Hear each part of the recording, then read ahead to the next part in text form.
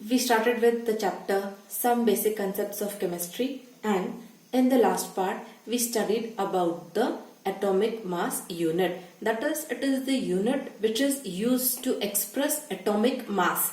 See, mass आहे आणि आपण मास ग्रॅम्स मध्ये युजली एक्सप्रेस करतो. मास ग्रॅम्स किंवा केजी मध्ये एक्सप्रेस करतो.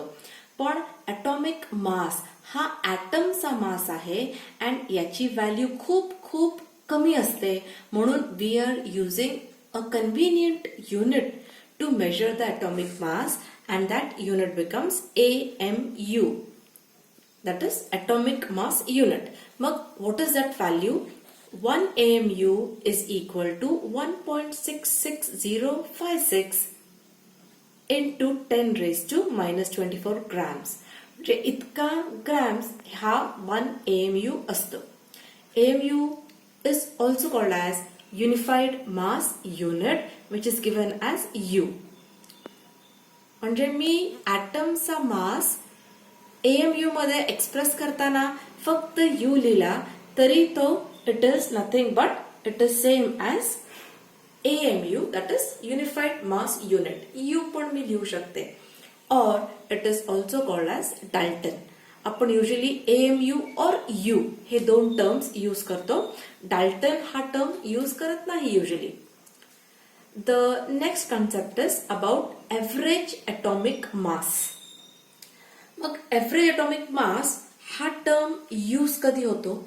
दिस term is use in case of isotopes. Average आला ना. ॲटॉमिक मास म्हणजे काय? एक ॲटमचा मास. पण ज्या केसमध्ये आयसोटोप्स असतील. आता what are isotopes? Isotopes are the atoms of same element which have same atomic number but different mass number.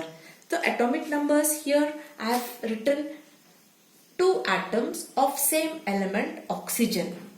आता यांचा atomic number they are same and mass number they are different.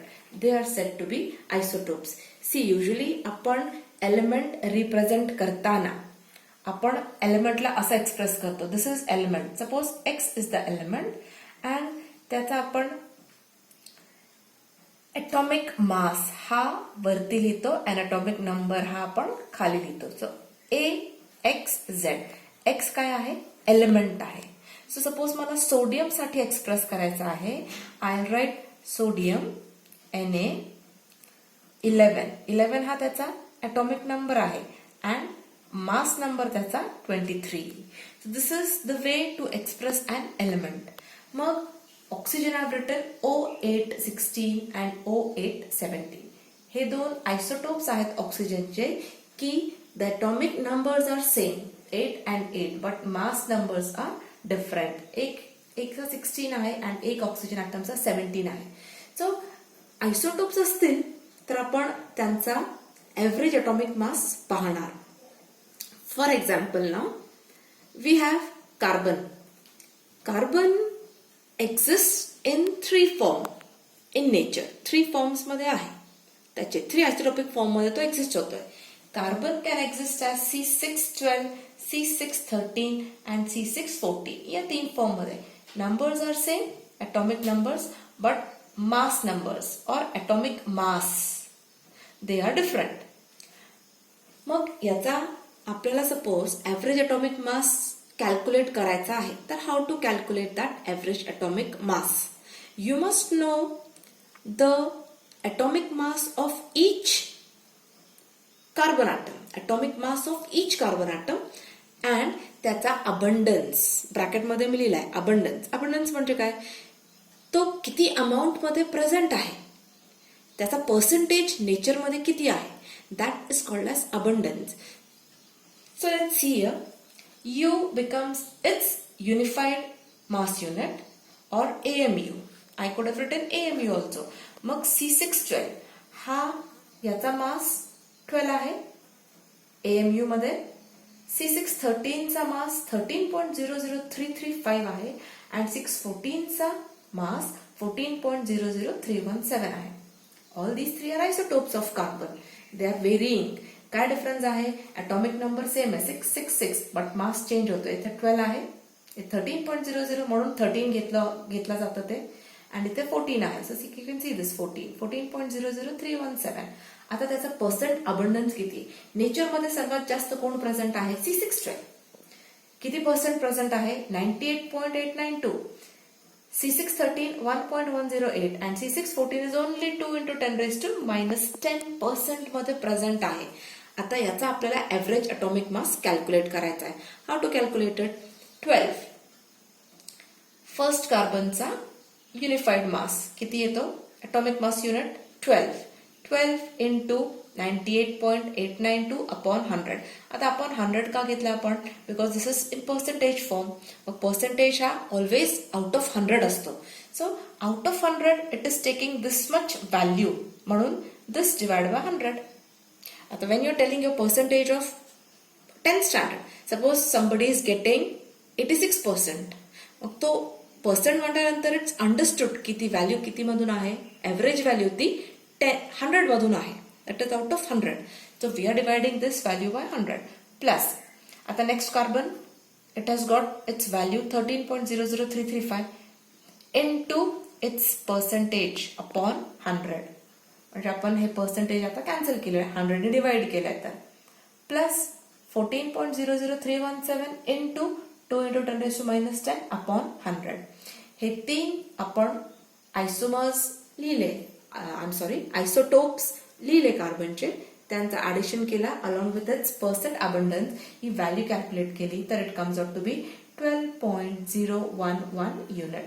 So average atomic mass of carbon that is existing in nature becomes 12.011 U. That is unified mass unit, or I can also write this as AMU. So this is a way by which you can calculate the average atomic mass. Average term काय येतो? In case of isotopes. आता एखाद्या एलिमेंटला suppose आयसोटोपच नाहीये, तो single form मध्ये suppose exist होतोय, तर त्या केसमध्ये लाईक इनर्ट गॅसला आयसोटोप्स नाहीयेत, मग ते त्यांचा जे काय मास आहे तोच ॲटॉमिक मास आहे, त्यांना एव्हरेज नाही येणार. एव्हरेज हा वर्ड कधी येणार? वेन एक एलिमेंट हा याचे आयसोटोप्स असतील नेचरमध्ये, तर it will be average atomic mass. Next point comes is molecular mass, or you also call this as molar mass.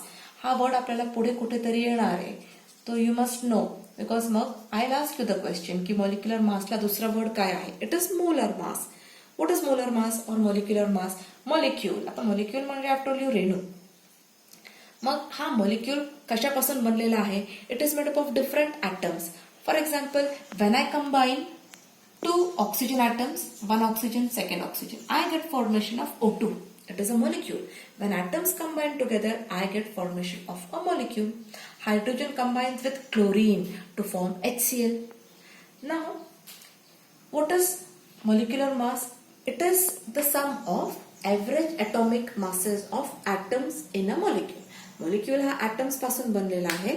जितके ॲटम्स प्रेझेंट आहेत त्या मॉलिक्युल्स मध्ये त्यांचा एव्हरेज ॲटॉमिक मास समअप करा, ऍड अप करा, you will get the molecular mass और molar मास.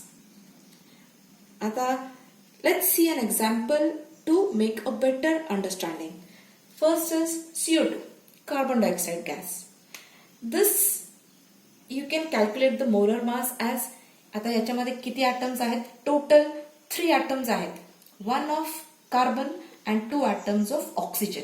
2 आहेत atoms ऑक्सिजनचे. CO2 आहे ना, 2 atoms of oxygen. How can you calculate? आता कार्बनचा एकच ॲटम आहे, carbon has only 1 atom here, so 1 into कार्बनचा average atomic mass plus 2 into average atomic mass of oxygen. So 1 into कार्बनचा एव्हरेज मास किती आहे? 12. ही व्हॅल्यूज तुम्हाला दिलेली असेल एक्झाम मध्ये. 1 into 12 plus 2 into 16. But see, जे आपले बेसिक एलिमेंट्स आहेत, हायड्रोजन, ऑक्सिजन, कार्बन, नायट्रोजन, या एलिमेंट्सचा you must learn the atomic mass and atomic number. हे लर्न पाहिजे. ऑल्दो दिला असेल, इवन बोर्ड एक्झामच्या पेपर्समध्ये, क्वेश्चन पेपर्समध्ये these masses are given, simple आहेत व्हॅल्यूज. आता कार्बन तर माहिती आहे तुम्हाला, तरी पण they are given. But as far as you are students of science, so you must be knowing these values, you must remember them. So if you calculate the value, 1 into 12 becomes 12 and 16 to the 32, this addition becomes 44. So the molar mass comes as 44 and the unit comes as what? Atomic mass unit or U. This becomes the molar mass. U मध्ये येणार तो. If you calculate you can also calculate the molar mass of H2O. So let's see molar mass of H2O. H2O can be calculated as what? How many atoms of hydrogen? 2 into याचा atomic mass किती आहे? 1 plus ऑक्सिजनचे atoms किती आहेत? 1 into ऑक्सिजनचा atomic mass 16. This becomes 2 plus 16, which becomes 18. So 18 becomes the molar mass of water. Similarly, you will try to calculate this is for homework. You will try to calculate the atomic mass of C2H5OH.